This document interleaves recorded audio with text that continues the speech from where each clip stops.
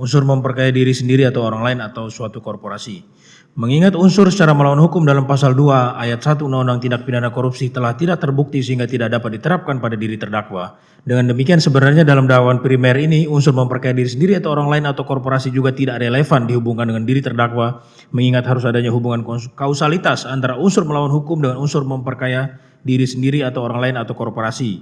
Mengingat unsur memperkaya diri sendiri atau orang lain atau suatu korporasi hanya dapat dinyatakan terbukti jika terdapat perbuatan melawan hukum. Sebagaimana pendapat ahli Profesor Muzakir SMH dalam persidangan sebagai berikut. Bahwa dalam pemenuhan unsur pasal 2 ayat 1 harus dibuktikan bahwa keuntungan materi atau bertambahnya harta kekayaan berasal dari keuangan negara yang disebabkan karena adanya perbuatan melawan hukum.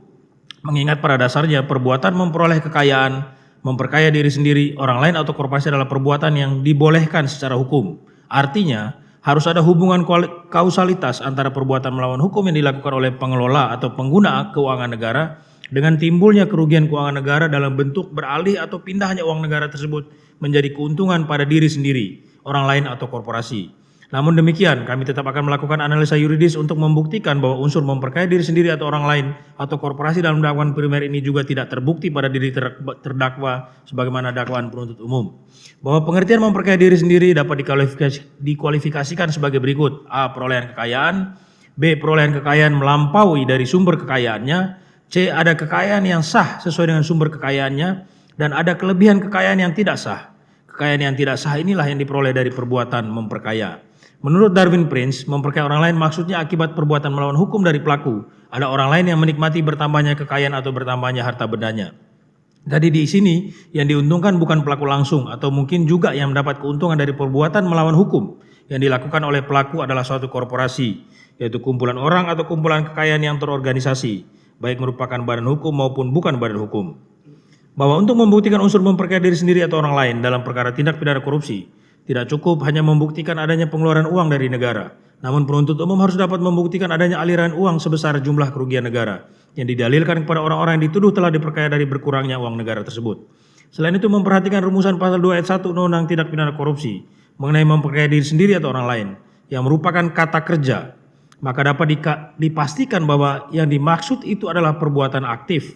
Dengan demikian, perbuatan seseorang baru dikategorikan korupsi apabila melakukan perbuatan aktif saja dan tidak termasuk perbuatan pasif. Sebaliknya, jika terjadi kerugian keuangan negara yang menguntungkan seorang pejabat negara atau orang lain dan dipastikan bukan karena perbuatan aktif dari pejabat negara tersebut, maka si pejabat negara itu tidak melakukan perbuatan korupsi.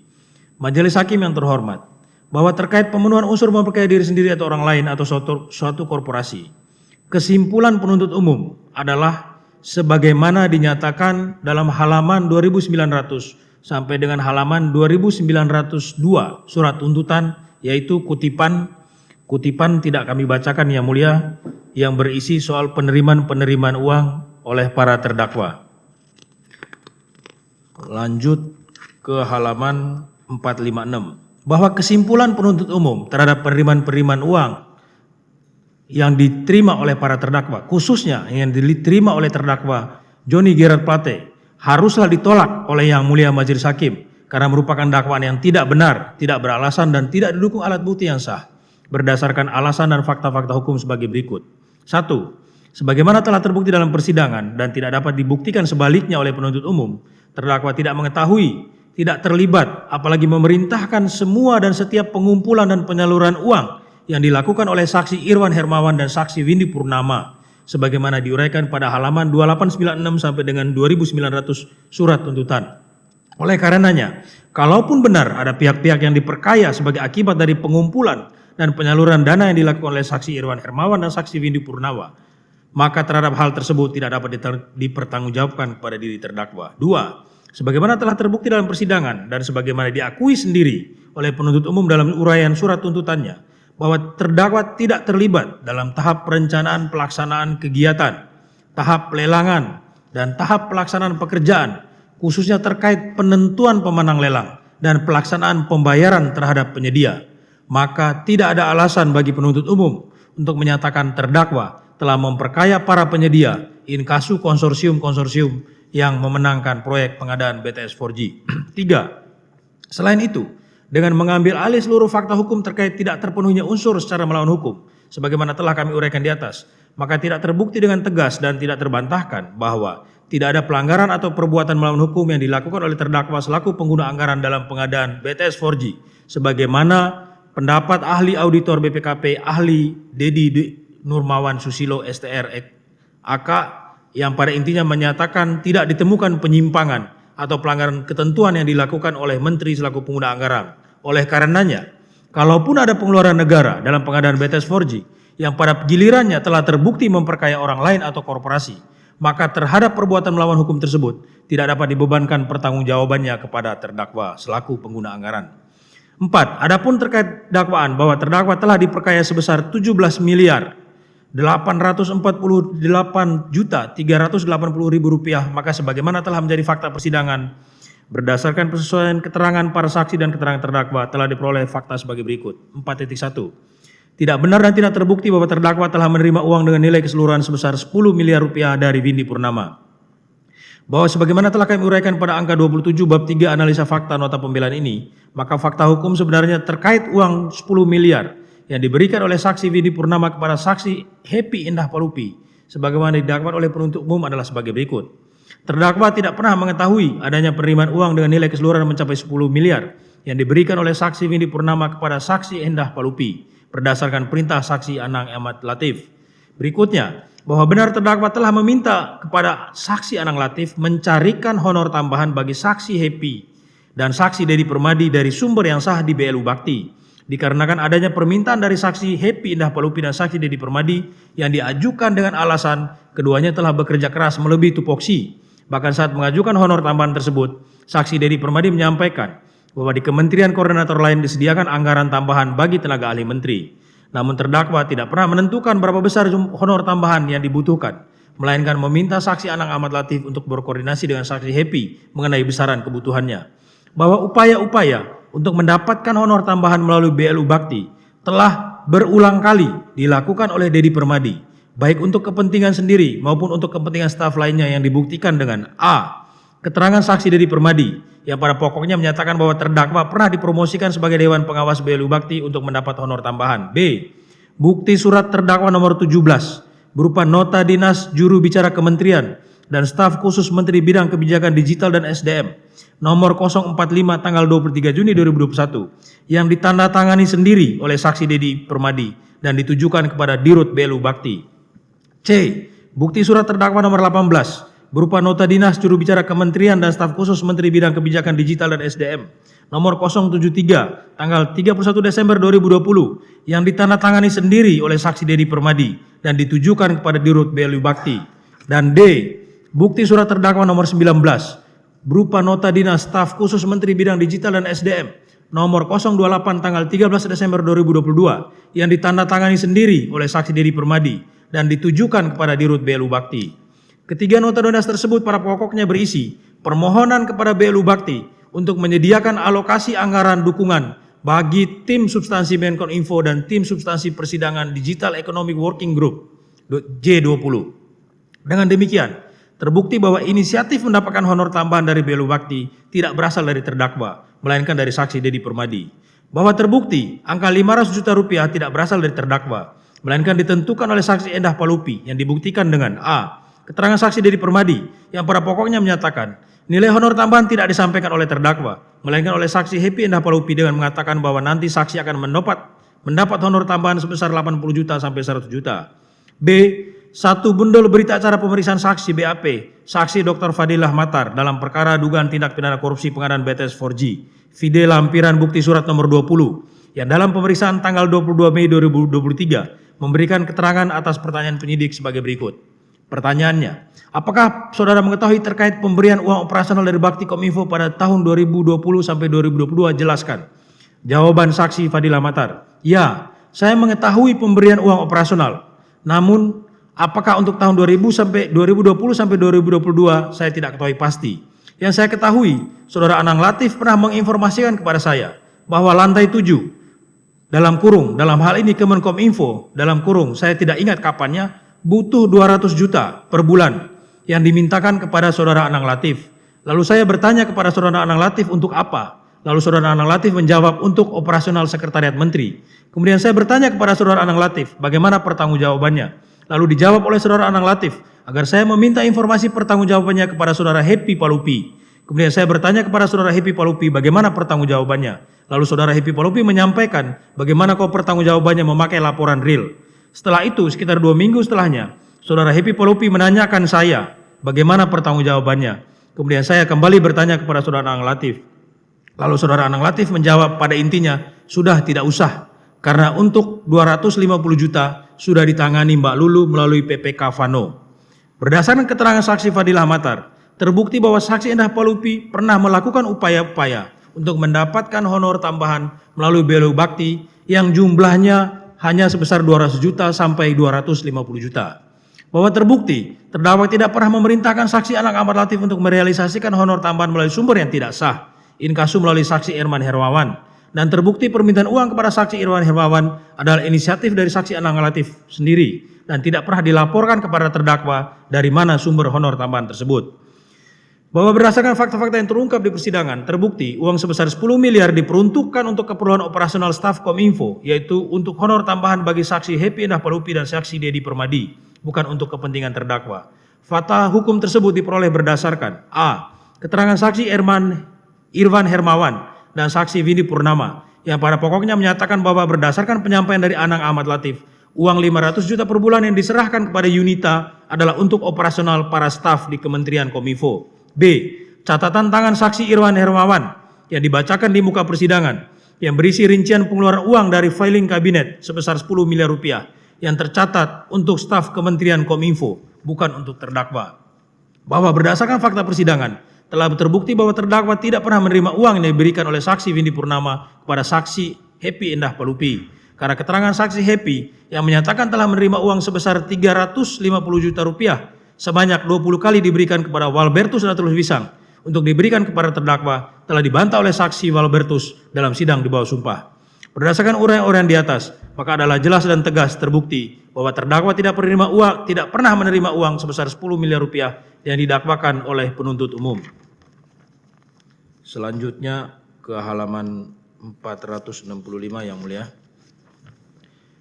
Tidak benar dan tidak terbukti bahwa terdakwa menerima fasilitas bermain golf dari saksi Galumbang Menak Simanjuntak sebesar 420 juta rupiah sebanyak 6 kali yang bertempat di Suwarna Halim Perdana Kusuma, Senayan Golf, Pondok Indah Golf, BSD, PIK 2 dan Bali Pecatu. Bahwa sebagaimana telah kami uraikan pada angka 29 bab 3 analisa fakta nota pembelaan, maka fakta hukum yang sesungguhnya mengenai pemberian fasilitas bermain golf sebesar 420 juta rupiah dari saksi Galumbang Menak Simanjuntak adalah sebagai berikut. Bahwa berdasarkan persesuaian keterangan antara saksi Galumbang dan saksi Benjamin Sura, terbukti terdakwa tidak pernah meminta Galumbang Menak Simanjuntak untuk membayar biaya permainan golf terdakwa. Dan saksi Galumbang Menak Simanjuntak juga tidak pernah memerintahkan saksi Benjamin Sura untuk secara khusus membayarkan biaya permainan golf terdakwa. Bahwa faktanya dari 6 lapangan golf yang disebutkan dalam surat dakwaan, 4 diantaranya yaitu Senayan Golf Club, Pondok Indah Golf, Damai Indah Golf BSD, dan Sedayu Indah Golf PIK 2, terdakwa merupakan member dengan rata-rata biaya yang dikeluarkan sekitar 300 sampai 500 ribu.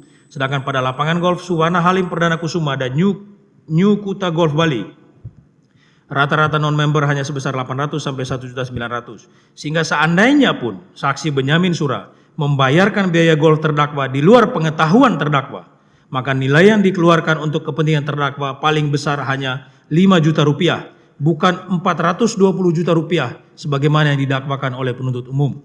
Berdasarkan hal-hal tersebut, maka sudah seharusnya dakwaan penuntut umum mengenai adanya penerimaan fasilitas golf dari saksi Galumbang Menak Simanjuntak dinyatakan tidak terbukti. 4.4. Tidak benar dan tidak terbukti bahwa terdakwa menerima fasilitas dari saksi Jamie Suciawan dan saksi Irman Hermawan berupa pembayaran hotel selama melakukan perjalanan dinas ke luar negeri. Bahwa sebagaimana telah kami uraikan pada angka 30 bab 3 analisa fakta nota pembelaan, fakta hukum yang sesungguhnya mengenai pemberian fasilitas pembayaran hotel dan dari saksi Jamie dan saksi Irman Hermawan sebagaimana didakwakan penuntut umum adalah sebagai berikut. Bahwa seluruh perjalanan dinas luar negeri yang dimaksud dalam surat dakwaan merupakan perjalanan dinas resmi yang keberangkatannya telah mendapat izin dari Presiden Republik Indonesia. Bahwa berdasarkan pengetahuan terdakwa, Anggaran perjalanan dinas luar negeri menteri dibebankan kepada Dipa Kementerian Kominfo, sehingga tidak pernah ada niat dan pengetahuan terdakwa agar perjalanan dinas tersebut nantinya akan dibiayai oleh pihak swasta. Bahwa terdakwa tidak mengetahui jika ternyata biaya perjalanan dinas luar negeri dibebankan pada anggaran BLU Bakti, bukan Dipa Kominfo, karena sebagaimana keterangan saksi Happy Indah Palupi, keputusan untuk membebankan biaya perjalanan dinas menteri menggunakan anggaran BLU Bakti atau anggaran dinas Kominfo adalah keputusan kesekjenan, bukan keputusan terdakwa, dan tidak pernah dilaporkan kepada terdakwa.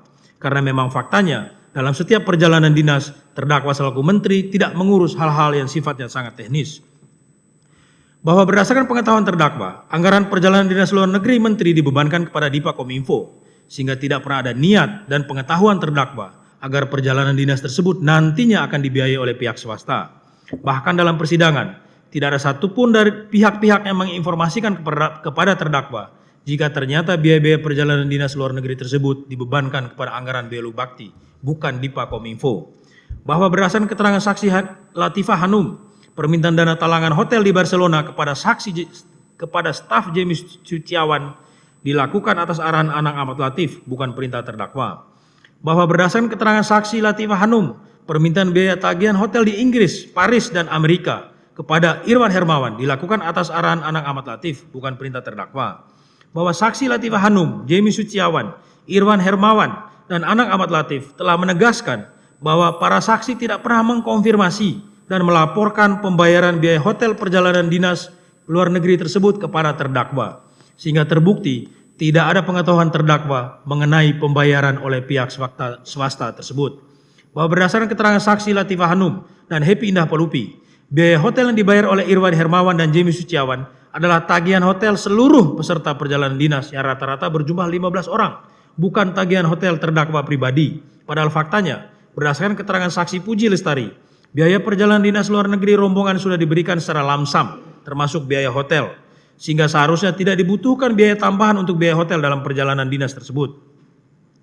Dengan demikian, jikapun benar ada pembayaran hotel oleh swasta, maka pembayaran fasilitas hotel tersebut tidak diperuntukkan untuk kepentingan terdakwa, namun untuk kepentingan rombongan lainnya.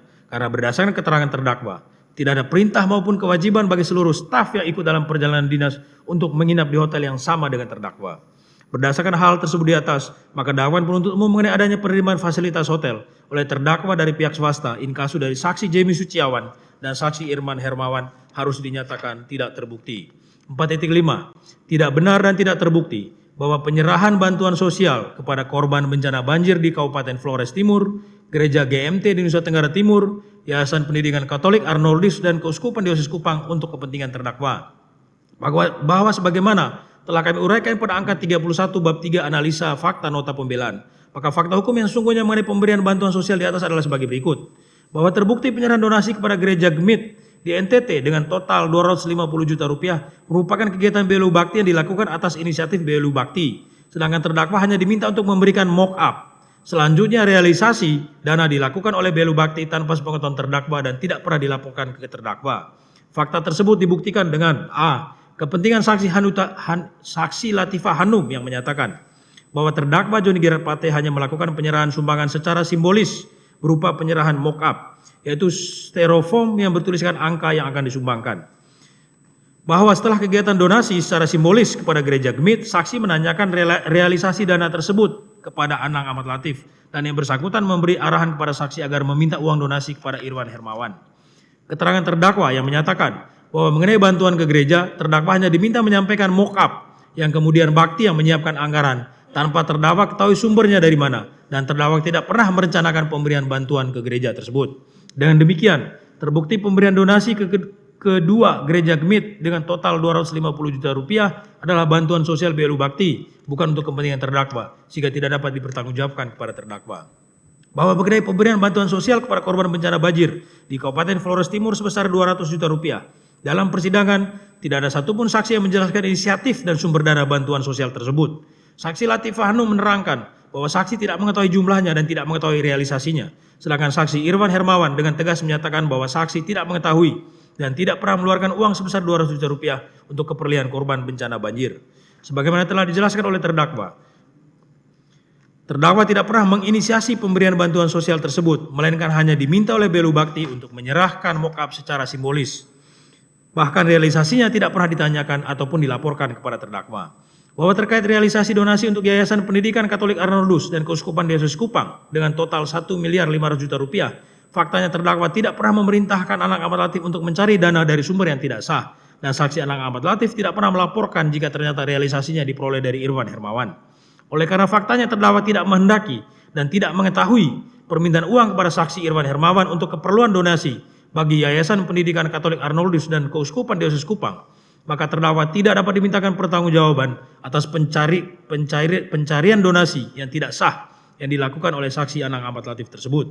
Bahwa apabila fakta hukum di atas dihubungkan dengan doktrin-doktrin ahli yang telah diuraikan sebelumnya, maka telah terang dan nyata unsur memperkaya diri sendiri atau orang lain atau korporasi tidak terbukti pada diri terdakwa karena tidak ada pertambahan kekayaan terdakwa dalam pengadaan BTS 4G, dan terbukti berdasarkan laporan hasil audit BPKP bahwa tidak ada perbuatan melawan hukum terdakwa dalam pengadaan BTS 4G, sehingga tidak ada perbuatan-perbuatan yang bersifat kausalitas sebagai syarat pemenuhan unsur ini, sebagaimana dimaksud dalam keterangan Profesor Dr. Muzakir SHMH. Tidak ada perbuatan aktif terdakwa untuk memperkaya diri sendiri sebesar 17.800.040.000. Kami ulangi, 17.848.308.000 rupiah, karena terdakwa tidak pernah meminta, dalam kurung tidak menghendaki, dan tidak mengetahui adanya aliran uang tersebut secara melawan hukum. Tidak adanya pengetahuan dan kehendak, willens and wettens, terdakwa mengenai pertambahan kekayaan pihak lain yang ternyata berkaitan dengan pengadaan BTS 4G. Dengan demikian, unsur memperkaya diri sendiri atau orang lain atau korupsi atau korporasi harus dinyatakan tidak terbukti pada diri terdakwa oleh Yang Mulia Majelis Hakim.